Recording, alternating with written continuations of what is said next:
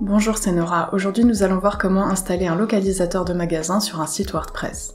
Un localisateur de magasin, c'est un système qui peut être utile pour les entreprises qui ont des points de vente physiques, qu'il s'agisse d'une seule boutique ou de plusieurs emplacements. Vos clients peuvent trouver facilement et visuellement le magasin le plus proche, ce qui va améliorer leur expérience utilisateur. Sur WordPress, il existe plusieurs extensions de localisateurs de magasins, et notamment WP Store Locator et WP Go Maps. Pour ce tutoriel, je vais utiliser WP Store Locator simplement parce que je pense que globalement c'est une extension qui est mieux faite, plus simple à configurer, elle est aussi mieux traduite en français, et surtout, il est aussi beaucoup plus simple de l'étendre si vous avez quelques compétences en développement. Très facilement, vous pouvez modifier cette extension, et la documentation de cette extension est aussi très bien fourni pour vous aider à faire ces petites choses. Je reviens donc à mon tableau de bord WordPress, je vais me rendre dans Extensions et ajouter une extension. Je vais faire la recherche pour WP Store Locator et je vais installer et activer cette extension.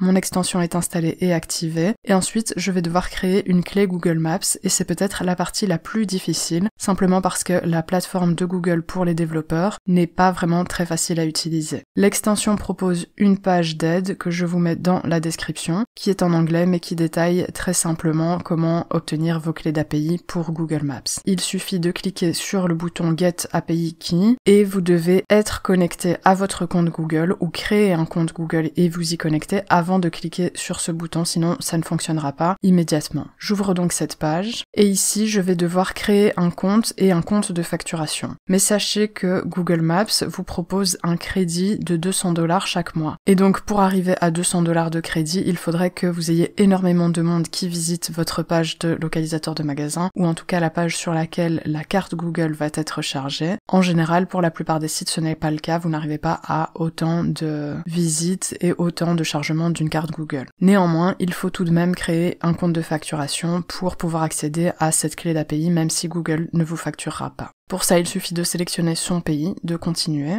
Ensuite, il faudra créer un profil de paiement en ajoutant vos informations et ajouter un mode de paiement également avant de cliquer sur commencer l'essai gratuit. Lorsque vous avez configuré votre compte avec une adresse de facturation, vous devrez peut-être créer un projet. Donc il suffit de donner un nom à ce projet et ensuite vous pourrez générer votre première clé API, et cette clé devrait d'ailleurs être générée automatiquement. Je vais copier cette clé, et si je reviens à la documentation, vous allez voir que cette première clé est la clé du navigateur, donc Browser Key. Je vais revenir à mon tableau de bord WordPress et au réglage de l'extension Store Locator. Donc je survole Store Locator et ensuite Settings. Et ici, je vais ajouter la clé de navigateur à cet endroit. Ensuite, dans mon compte Google pour développeurs, je vais cliquer sur accéder à Google Platform et je vais restreindre la clé plus tard. Je vais vous montrer comment faire ceci tout de suite. Ensuite, je vais pouvoir retrouver ma clé d'API dans clé et identifiant. Et ici, si je clique sur la clé, j'ai accès à ces paramètres. Donc je peux d'abord changer son nom, et je vais le faire ici pour l'appeler Browser Key.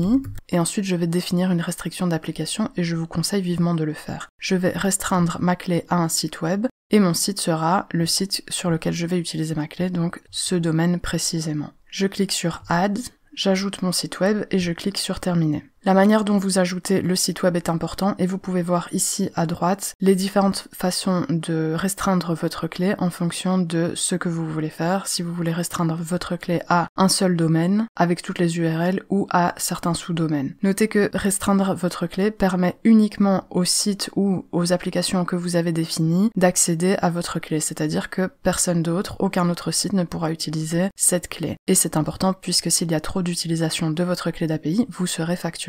En ce qui concerne les restrictions relatives aux API, je vais garder les 27 API, ce sont toutes les API qui concernent les cartes de Google ou Google Maps, donc je vais conserver toutes ces API. Ensuite, je dois cliquer sur enregistrer et ma clé a bien été modifiée, donc le nom a été modifié et la restriction est active. Si je reviens à ma page d'aide, je peux voir que j'ai bien protégé ma clé d'API comme me le suggère cette page d'aide, et ensuite je vais devoir créer une nouvelle clé d'API pour le serveur. Donc je reviens à la plateforme de Google et je vais cliquer sur créer des identifiants. Je choisis clé API et ici je peux copier et coller cette clé dans mes paramètres en tant que clé de serveur. Je reviens à ma clé, donc je vais fermer ceci, je vais cliquer sur clé API 2, celle que je viens de créer, la seconde, et je vais l'appeler serveur key.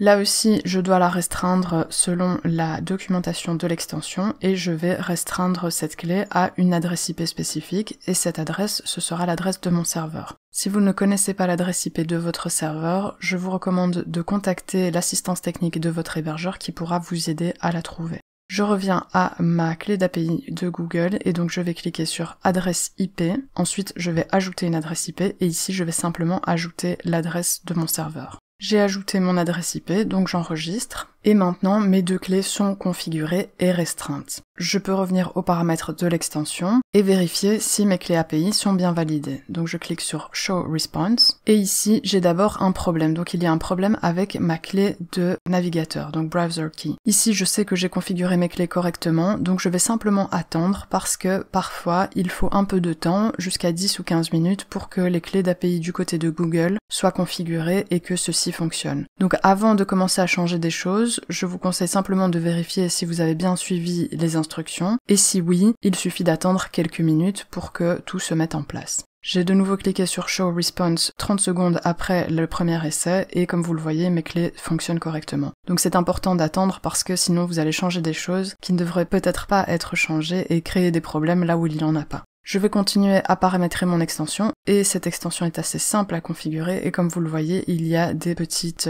aides un peu partout. Donc je vais commencer par changer la langue pour le français et je vais choisir la région. Donc dans mon cas, je vais choisir la France pour cet exemple. J'enregistre, je ne vais pas restreindre ma carte à la région sélectionnée et je passe à la recherche. Ici, ce sera complètement à vous de choisir comment vous souhaitez paramétrer votre carte, comment vous souhaitez qu'elle s'affiche sur votre site. Vous pouvez par exemple activer Autocomplete, donc pour que les adresses soient complétées automatiquement. Vous pouvez choisir de forcer la recherche par code postal uniquement. Vous pouvez choisir d'avoir un menu déroulant avec le maximum de résultats à afficher. Vous pouvez également avoir un menu déroulant avec le rayon de recherche. Vous pouvez activer un filtre de catégorie, on va voir les catégories dans un instant. Ensuite, vous pouvez choisir l'unité de distance, je vais garder les kilomètres. Vous pouvez également choisir un nombre de résultats de recherche par défaut en mettant entre crochets le résultat que vous souhaitez. Même chose pour le rayon de recherche. Et ensuite, vous pouvez sauvegarder vos changements. Ensuite, dans la section Map, vous pouvez choisir d'essayer de localiser l'utilisateur. Vous pouvez activer le chargement des localisations lorsque la page est chargée et pas avant que l'utilisateur interagisse avec la carte. Vous pouvez choisir le nombre de localisations à afficher et il faut absolument, pour que l'extension fonctionne, indiquer un lieu de départ. Je vais choisir Paris pour cet exemple. Ensuite, vous pouvez ajuster automatiquement le niveau de zoom. Vous pouvez choisir un zoom initial et un zoom maximal. Vous pouvez choisir d'afficher les paramètres pour Street View. Même chose pour le type de carte. Si vous laissez ceci décoché, ça n'apparaîtra pas sur votre carte. Vous pouvez activer le zoom avec la roulette de la souris et vous pouvez contrôler la position du zoom, donc à gauche ou à droite sur la carte. Vous pouvez aussi choisir le type de carte par défaut, donc une carte de type carte routière, satellite, hybride ou le terrain. Et ensuite, vous avez la possibilité d'ajouter des styles spécifiques et vous pouvez visiter Snazzy Maps pour ajouter des styles à votre carte. Pour l'instant, ma carte va ressembler à ceci et ça me convient. Vous pouvez également activer les crédits de l'extension si vous le souhaitez. Et dans l'expérience utilisateur, vous pouvez choisir comment se présente votre carte. Vous pouvez notamment indiquer une taille pour la hauteur de la carte, pour la fenêtre d'information, pour le champ de recherche et pour le libellé de la recherche et du rayon. Vous pouvez également choisir un template pour votre localisateur de magasin. Ici, je vais choisir le template par défaut, mais vous pouvez créer votre propre template ou vos propres templates. Pour ça, je vous renvoie à la documentation de l'extension qui, comme je l'ai dit, est très fournie. Donc dans documentation et dans les personnalisations, donc customizations, vous avez la possibilité de voir comment modifier tout un tas de choses sur l'extension et notamment de charger un template personnalisé dans votre localisateur de magasin. Ensuite, dans l'expérience utilisateur, vous pouvez ouvrir les liens dans une nouvelle fenêtre, afficher un bouton de retour à la carte initiale. Vous pouvez choisir ce qu'il se passe lorsqu'un utilisateur clique sur itinéraire. Vous pouvez afficher un lien plus d'informations. Vous pouvez choisir de toujours afficher des informations de contact sous les résultats de recherche. Et vous pouvez choisir de rendre ces informations de contact cliquables ou non. Même chose pour le nom du magasin, vous pouvez le rendre cliquable si une URL existe. Pareil pour le numéro de téléphone. Vous pouvez également ajouter un lien Street View pour le magasin en question. Il y a aussi la possibilité d'ajouter un lien zoomé ici. Ensuite, vous pouvez cocher cette case pour ajouter le curseur dans la barre de recherche au moment du chargement de la page. Vous pouvez utiliser des styles par défaut pour la fenêtre d'information des magasins. Vous pouvez choisir de cacher le pays dans les résultats de recherche et cacher la distance dans les résultats de recherche. Ensuite, vous pouvez choisir l'animation du marqueur de la localisation et vous pouvez choisir le format d'adresse. Dans mon cas, je vais choisir code postal et ensuite ville pour le format d'adresse. J'enregistre les modifications et je passe au marqueur. Là aussi, dans la documentation de l'extension, vous avez la possibilité d'ajouter des marqueurs personnalisés, donc il suffit de charger les images sur votre serveur et ensuite d'ajouter une ligne de code dans votre fichier fonction.php pour que l'extension utilise vos propres marqueurs. Ici, je vais garder les marqueurs par défaut. Le premier marqueur, c'est la position de départ. Donc ici, j'ai choisi Paris par défaut, mais si vous géolocalisez l'utilisateur, ce sera sa localisation. Et ensuite, le marqueur du magasin sera ce marqueur en bleu. Ensuite, vous pouvez configurer l'éditeur de magasin en choisissant un pays par défaut. Vous pouvez également choisir le type de carte. Vous pouvez masquer les horaires d'ouverture en cochant cette case. Vous pouvez choisir un format d'horaire et ensuite ajouter les horaires d'ouverture de vos magasins. Dans la section permaliens, vous pouvez activer les permaliens pour vos magasins et ensuite vous pouvez traduire tous les libellés qui apparaissent sur les magasins qui seront repris dans votre carte. Donc ici je ne vais pas tout traduire, mais si vous ne parlez pas anglais, vous pouvez simplement utiliser DeepL pour faire les traductions. Et ensuite vous avez des outils. Si vous avez un problème avec votre localisateur de magasin, vous pouvez activer le mode debug, vous pouvez activer un mode de compatibilité, vous pouvez également nettoyer les transients de l'extension et vérifier la réponse de l'API. Je sauvegarde les changements de mes paramètres et ensuite je vais me rendre dans All Stores, donc tous les magasins. Et ici j'aurai la liste de l'ensemble de mes magasins lorsque je vais en ajouter. Donc je vais cliquer sur ajouter un nouveau magasin, je vais lui donner un titre et ici vous pouvez construire cette page comme vous le souhaitez. Ceci, ce sera une page et cette page sera reprise comme une localisation sur votre carte, sur votre localisateur de magasin. Je peux ajouter une catégorie à mon magasin, donc je vais cliquer sur ajouter une nouvelle catégorie. Je vais appeler cette catégorie revendeur, je la mets au pluriel et j'ajoute la nouvelle catégorie. Donc je peux ajouter une catégorie avec l'éditeur de magasin, mais je peux aussi le faire depuis le tableau de bord de WordPress. Je vais ajouter une adresse. Il y a des champs obligatoires pour votre adresse, donc une adresse. Ici j'ai choisi simplement le centre de la ville, une ville et un pays. Ensuite, si je clique sur prévisualiser la localisation, j'ai le centre de Paris dans ce cas-ci. Vous pouvez évidemment ajouter des adresses beaucoup plus précises et ce seront les adresses de vos magasins. Ensuite, dans les horaires d'ouverture, je peux configurer les horaires d'ouverture de mon magasin. Ici, ce sont les horaires d'ouverture par défaut qu'on a vu dans les paramètres tout à l'heure. Et ensuite, je peux ajouter des informations additionnelles, des informations complémentaires comme un numéro de téléphone, un numéro de fax, une adresse email et une URL qui sera l'URL du magasin si par exemple votre magasin a un site dédié. Dans ce cas hypothétique, si c'est un magasin de revendeur, il se pourrait que ce magasin ait son propre site et dans ce cas, ça a du sens de l'ajouter ici.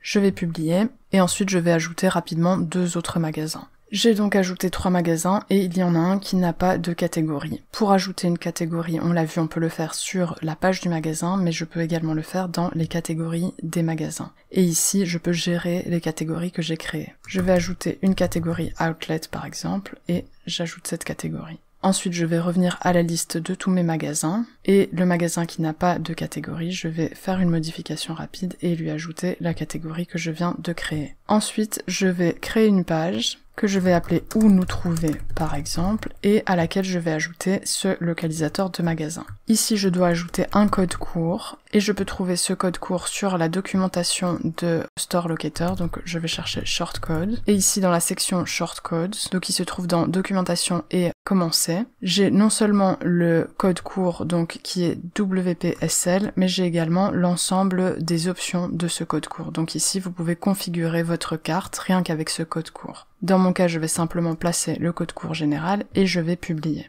Et si j'accède à ma page, j'ai bien mon localisateur de magasin qui se présente comme ceci. Ici, je n'ai pas modifié les libellés, mais évidemment, vous pouvez changer ceci pour le français. Et ensuite, j'ai bien mes 3 magasins qui se trouvent ici. Et je peux les voir sur la carte, donc j'ai ajouté les 3 magasins, Paris, Bruxelles et Berlin. Si je clique sur itinéraire, donc directions en anglais, je peux voir l'itinéraire de Paris, qui était mon point de départ, à Bruxelles, d'un magasin à un autre. Comme on l'a vu tout à l'heure dans les options, je pourrais supprimer le rayon de recherche et le nombre de résultats, mais vous pouvez également les laisser si ça a du sens pour vos utilisateurs. Donc pour moi, cette extension est vraiment facile à utiliser et à configurer. Si vous êtes développeur ou si vous avez des compétences en développement, elle vous permet vraiment de la personnaliser comme vous le souhaitez. Et évidemment, la partie la plus difficile, selon moi, ce sera d'obtenir votre clé d'API, simplement parce que la plateforme de Google est un petit peu difficile à utiliser. Mais une fois que vous avez passé cette étape, vous pouvez ajouter ce localisateur de magasin assez facilement à votre site. J'espère que ce tutoriel vous a été utile et que vous pourrez mieux optimiser votre site. Si c'est le cas, n'hésitez pas à liker cette vidéo et à vous abonner. Vous pouvez me poser vos questions en commentaire et je vous dis à bientôt.